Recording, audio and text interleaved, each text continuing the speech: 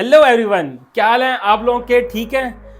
जैसे कि आप लोगों को पता है कि मेरी बेसिकली प्रोफेशनल फील्ड जो है वो एचआर से है और मैं पिछले 15 साल से जो है वो एचआर की फील्ड में अपनी खिदमात जो है वो सरअंजाम दे रहा हूँ और बहुत ही डिफरेंट कंपनीज में एचआर की जितनी भी एक्टिविटी है उनको मैं लीड करता हूँ। आज की इस वीडियो में हम 3 टॉपिक के ऊपर बात करेंगे। सबसे पहले कि एक अच्छा सीवी जो है वो किस तरह से बनाया जाता है, सीवी में किन किन कंटेंट का होना ज़रूरी है ताकि सीवी जो है वो हायरिंग मैनेजर को अट्रैक्ट करे।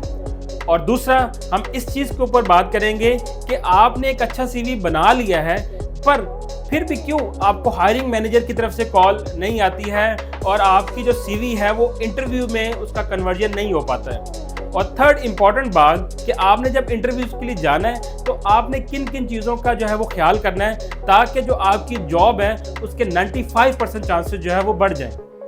किसी भी जॉब को हासिल करने के लिए एक अच्छे सीवी का होना बहुत ज़रूरी है और अगर आप प्रोफेशनल सीवी डेवलप करते हैं तो आपको जो हायरिंग मैनेजर जो है वो 80% चांसेस आपके बढ़ जाते हैं कि हायरिंग मैनेजर आपको कॉल करता है और आपका जो है वो इंटरव्यू स्केड्यूल करता है और 20% जो है वो आपको इंटरव्यू के बाद उसका कॉन्फिडेंस लेवल डेवलप होता है। सबसे पहले हम बात करते हैं कि एक सीवी के अंदर जो प्रोफेशनल सीवी है उसमें जो है वो एक पिक्चर आपकी जो है, अगर आप मेल कैंडिडेट हैं तो आपकी जो पिक्चर है वो बहुत ज़्यादा जो है वो एक इम्पॉर्टेंट रोल प्ले कर रही होती है और अगर आप फीमेल हैं तो आप अपनी सीवीज़ के अंदर जो अपनी पिक्चर अपलोड नहीं भी कर सकती हैं। जो पिक्चर है वो बेसिकली आपका इमेज डेवलप करता है हायरिंग मैनेजर के सामने। एक प्रोफेशनल सीवी के लिए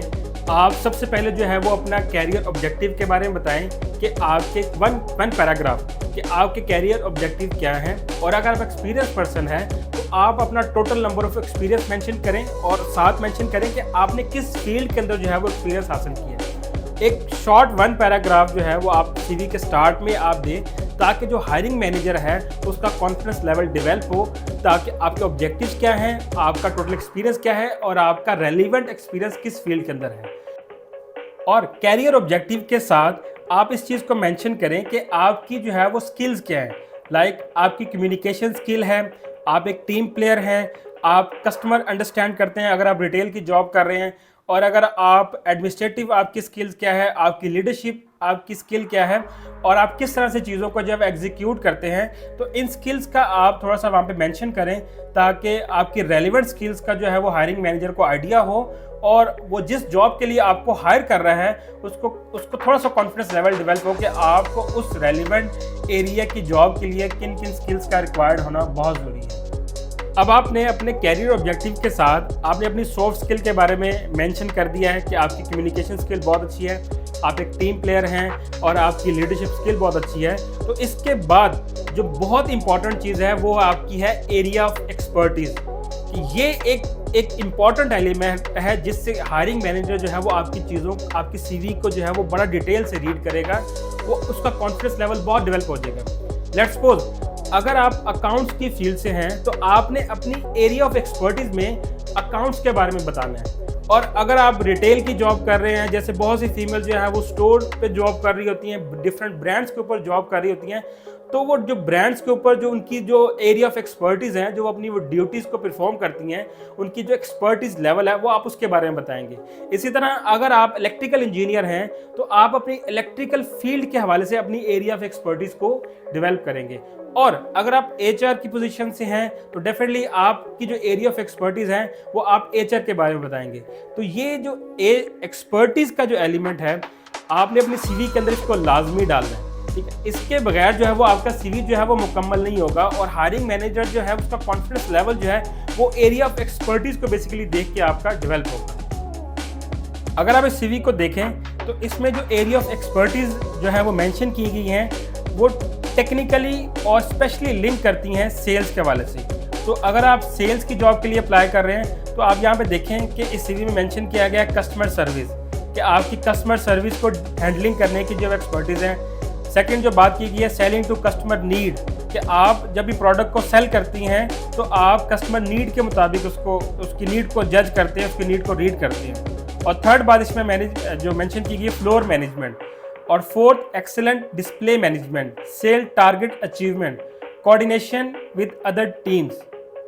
तो ये जितनी भी बातें हैं ये इस चीज़ से लिंक करती हैं कि आपकी जो एरिया ऑफ एक्सपर्टीज़ हैं वो सेल से जो है वो लिंक करती हैं। अब एक अच्छा हायरिंग मैनेजर जो है वो आपकी इन एरिया ऑफ एक्सपर्टीज़ को रीड करके उसका कॉन्फिडेंस लेवल बहुत डेवलप होगा, क्योंकि यहाँ पे आपने जो एरिया ऑफ एक्सपर्टीज़ मेंशन की हैं वो टेक्निकली और प्रोफेशनली जो है वो लिंक करती हैं आपकी सेल्स के साथ। तो एक जब हायरिंग मैनेजर जो आपकी प्रोफाइल को रीड करके एक इमेज डेवलप करेगा तो उसका कॉन्फिडेंस लेवल बढ़ेगा कि ये जो कैंडिडेट है इसको कस्टमर सर्विस का भी आइडिया है, इसको कस्टमर की नीड का भी इसको जज कर लेता है और इसकी फ्लोर मैनेजमेंट को इसको आइडिया। तो ये जो टेक्निकल आप स्पेसिफिक वर्ड लिख रहे हैं इसके अंदर, जो आप एरिया ऑफ एक्सपर्टीज में मेंशन कर रहे हैं, ये जो है वो हायरिंग मैनेजर के कॉन्फिडेंस को बूस्ट करेंगे और वो 80% इस चीज़ के ऊपर एग्री होगा कि वो आपको इंटरव्यू के लिए कॉल करे।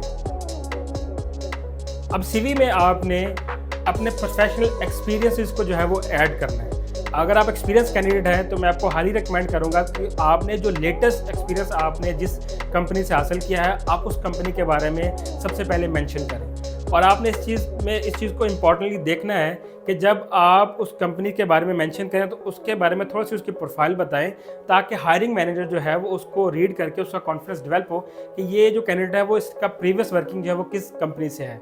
और तो सीवी में आपने जब अपनी लेटेस्ट कंपनी के बारे में बताना है और मेंशन करना है तो आपने उसके अंदर जो है बहुत वाइजली जो है वो डील करना है आपने कि आपने उस कंपनी में है वो जॉब आपकी रिस्पॉन्सिबिलिटी क्या थी और आपकी वैल्यू एडेड सर्विस क्या थी। अब ये दो मुख्तलिफ चीज़ें हैं, आपने इसको समझना है। जॉब रिस्पॉन्सिबिलिटी जो है वो एक डिफरेंट चीज़ है और वैल्यू एडेड अचीवमेंट आपकी क्या थी वो डिफरेंट चीज़ है। अगर आप एक्सपीरियंस कैंडिडेट हैं और आपकी सीनियर लेवल पोजीशन के लिए अगर आप अप्लाई कर रहे हैं तो आपने इस चीज़ का ख्याल रखना है कि आपने अपनी सीवी के अंदर अपनी प्रीवियस जॉब की अचीवमेंट का बताना है। लेट्स सपोज आप यहाँ पे ये भी लिख सकते हैं कि मैंने अपनी प्रीवियस कंपनी के अंदर जो है वो एक प्रॉपर सोशल का इंटरेक्शन सिस्टम डेवलप किया है जिससे कंपनी में जो है प्रोडक्टिविटी लेवल जो है वो बढ़ा है, लोगों की परफॉर्मेंस लेवल जो है वो डेवलप हुई है और कंपनी को जो है इस सिस्टम से जो है वो बहुत ज़्यादा फ़ायदा हुआ है। तो आप यहाँ पे उस फ़ायदे को कैलकुलेट करके उसकी वैल्यू को भी मेंशन कर सकते हैं। तो इससे क्या होगा कि हायरिंग मैनेजर का कॉन्फिडेंस जो है वो डेवलप होगा।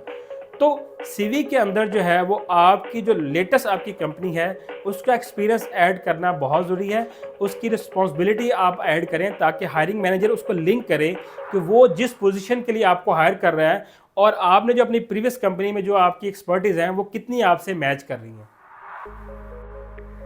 मैंने अपने प्रोफेशनल कैरियर में बहुत सी सीवी को रीड किया है। मैंने उनमें एक चीज़ देखी है कि बहुत से जो लोग हैं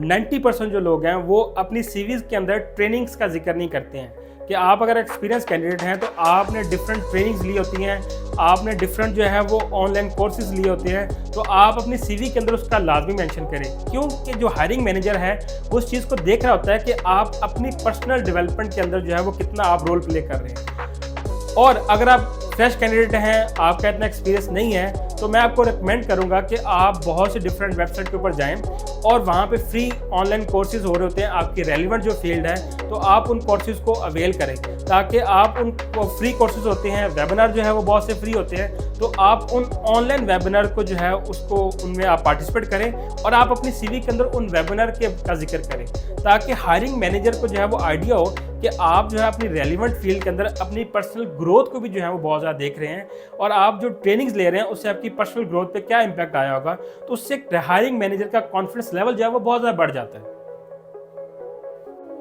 और उसके बाद आप अपनी प्रोफेशनल एजुकेशन का जिक्र करें सीवी के अंदर कि आपने जो है वो आपने एजुकेशन किन यूनिवर्सिटी से हासिल की है और आपकी प्रोफेशनल डिग्री जो है वो किस ईयर में आपकी कंप्लीट हुई है, तो आप सीवी में उसके अंदर इस चीज़ का डिटेल में मेंशन कीजिए।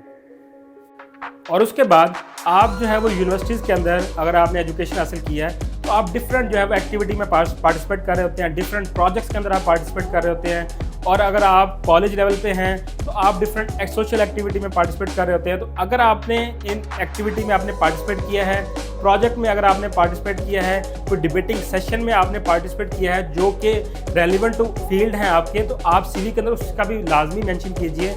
और उसके बारे में बताएं कि आपने उन जो है वो सेशन से आपने क्या नॉलेज जो है वो आपने गेन किया। और अब हम बात करते हैं कि आपने एक अच्छा प्रोफेशनल सीवी डेवलप कर लिया है तो आप कौन सी मिस्टेक करते हैं जब एक आप जॉब के ऊपर अप्लाई कर रहे होते हैं और क्यों आपको जो हायरिंग मैनेजर जो है वो आपका अच्छा सीवी होने के बावजूद आपको इंटरव्यू की कॉल नहीं करते हैं। सबसे पहली बात कि जब आप किसी भी जॉब के ऊपर अप्लाई करते हैं तो आपने सबसे इम्पॉर्टेंट जो है वो उस ऐड को रीड करना है कि उस ऐड के अंदर जो है वो हायरिंग मैनेजर आपको क्या बताना चाह रहा है। आपने उस ऐड को डिटेल से रीड करना है। आपने सबसे पहले देखना है कि वो जॉब बेसिकली किस एरिया से है, और उसके बाद आपने देखना है कि वो जॉब की लोकेशन क्या है, और थर्ड जो चीज़ आपने देखनी है कि आपने वहाँ पे उसकी एरिया ऑफ एक्सपर्टीज़ को रीड करना है कि जो आपका हायरिंग जो पर्सन है वो किन एक्सपर्टीज़ को जो है वो प्रेफर कर रहा है, वो किन एक्सपर्टीज़ के पर्सन को जो है वो प्रेफर करेगा इस जॉब के हवाले से। और यहाँ पे एक इम्पॉर्टेंट चीज़, बहुत से लोग अपना सीवी डेवलप कर लेते हैं और लेकिन उनके लिए सबसे जो है वो डिफ़िकल्ट टास्क होता है कि वो अपने सीवी को अगेन मॉडिफाई किस तरह करें। और वो इस चीज़ के ऊपर बिलीव करते हैं कि जो उन्होंने सीवी डेवलप कर लिया है वो आप किसी भी जॉब के लिए जो है वो सीवी को अप्लाई कर सकते हैं। एक्चुअली ऐसा होता नहीं है कि आपको हर जॉब के लिए जो है वो अपने सीवी को मॉडिफाई करना पड़ता है। अगर आप उस रेलिवेंट जॉब को देखते हुए अपना सीवी को मॉडिफाई करते हैं तो जो हायरिंग मैनेजर जो है उसका कॉन्फिडेंस लेवल बहुत ज़्यादा डेवलप होता है और वो आपको इंटरव्यू के लिए कॉल करता है। अब आपने जॉब एडवर्टाइजमेंट को डिटेल से आपने देख लिया है, आपने ये भी देख लिया कि उसकी लोकेशन क्या है और जॉब एडवर्टाइजमेंट में किस स्किल्स के रिक्वायर्ड उनको कैंडिडेट रिक्वायर्ड हैं और किस क्वालिफिकेशन के कैंडिडेट रिक्वायर्ड है, स्पेसिफिक स्किल क्या चाहिए। तो आपने जो यहाँ पे ख़ास ख्याल रखना है, जो 90% लोग बेसिकली यहाँ पे गलती करते हैं कि जो उन्होंने अपना प्रोफेशनल सीवी डेवलप किया होता है